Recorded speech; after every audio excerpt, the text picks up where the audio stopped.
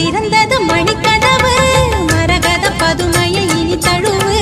இடையில விழுந்தது இளமனசு இருக்கிற சுகம் அது பல தினசு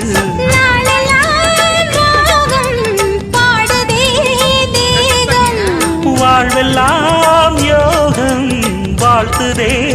யாவும் விதவிதமா விருந்து வச்சு விழி வழியே மருந்து வச்சு விரத்தோட அதில் பல சுகம் வரும் பொழுது